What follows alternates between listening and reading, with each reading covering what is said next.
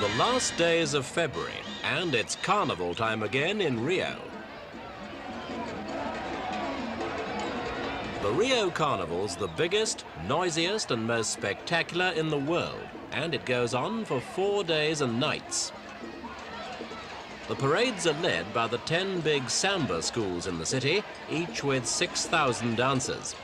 They spend all year preparing their costumes and routines, vying to outdo each other in a dazzling show of glitter and spectacle.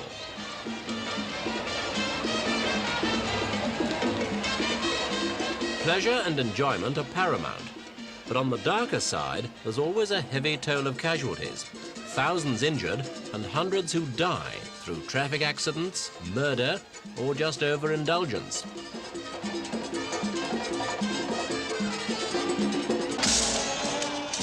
Across now to Europe, to Frankfurt in West Germany, where carnival's called Fasching. It's still winter here, and this discourages the scantiness of costumes and the near nudity you see in Rio. The general atmosphere's less frenetic too.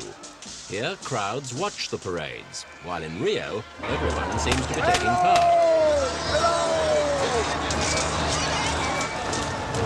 During Carnival, Christians allow themselves a time of festivities leading up to Lent, the 40-day period of abstinence before Easter. Lent's not observed on the same scale as the Muslim fast of Ramadan, though, and the religious significance is often lost. Carnival's really just a time to enjoy yourself. The Americans, too, have a carnival. They call it Mardi Gras, and it happens in the old French quarter of New Orleans. It brings in thousands of visitors from all over the world. This year, as usual, locals and visitors were all ready for some fun and excitement. But though some people were doing their best to liven things up, there was something badly wrong. In fact, Mardi Gras didn't really happen at all this year. In the past, it's taken world wars to put a stop to the festival. Incredibly, it was a strike by the city police that achieved the same thing this time.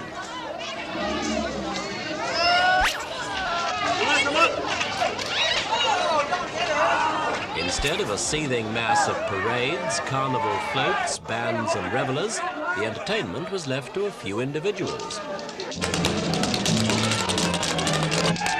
Traditionally, Bourbon Street should resound to the sound of jazz bands. This time, it was more like amateur folk night.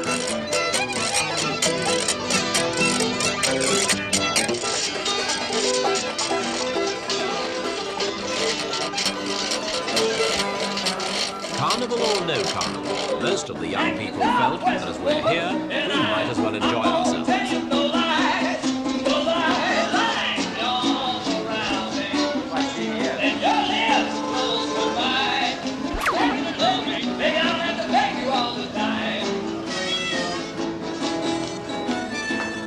The city authorities were playing it safe by cancelling the carnival. They felt that with the police on strike, they couldn't guarantee security for the thousands of visitors. Basically, it's an argument about money. New Orleans police are now just as militant as any other group of employees. They say they've been amongst the lowest paid police forces in the country, and they admitted quite openly that they were using the threat of closing down Mardi Gras as a lever in their negotiations.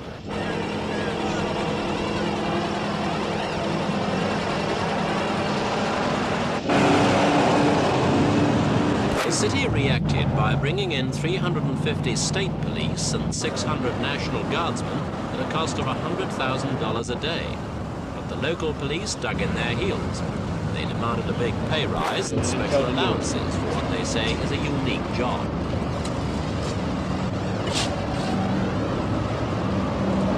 We asked a police spokesman whether the cancellation of Mardi Gras and the subsequent loss of millions of tourist dollars would permanently damage the reputation of New Orleans, basically all over the world. Of Mardi Gras itself. That's a difficult question to answer, but I don't think it will do any permanent damage. It's going to do some financial damage to the city. Unfortunately, there are going to be some people who are financially crippled because of it. However, the city administration and the people of this city have known for very long period of time that this was coming. They could have stopped it at any time within the last 6 months by meeting a few just basic demands.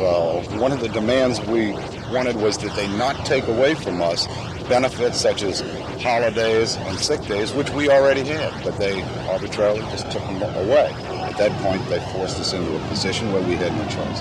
But what about the image of the police itself? Businessmen were, of course, furious. The city's hotels are normally booked solid and at higher than average rates.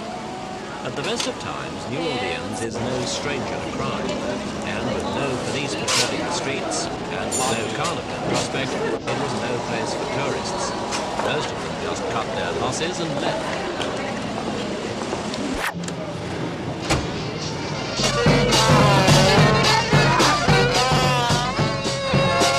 Tuxedo jazz band, playing the traditional suburb jazz that was born in New Orleans around the turn of the century, tried bravely to rally the thinning crowds.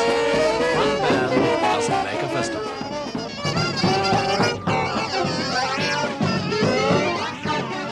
The band played on as a matter of pride. The reputation of Mardi Gras was at stake. That was also the concern of the municipal leaders. When there was no last-minute breakthrough in negotiations with the police, all they could do was sit down and count the cost of the disaster. Dr. Humphrey, can you give me an idea of what the financial loss to the city is with the cancellation of the Mardi Gras?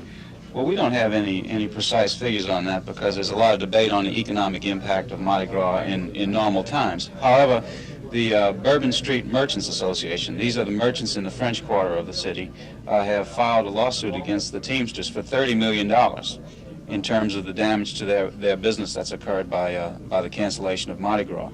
And they say they feel that that's a conservative estimate, so that's the most knowledge we have on that. But how about damage? But apart from the financial loss, what about the blow to the city's reputation with the cancellation of Mardi Gras?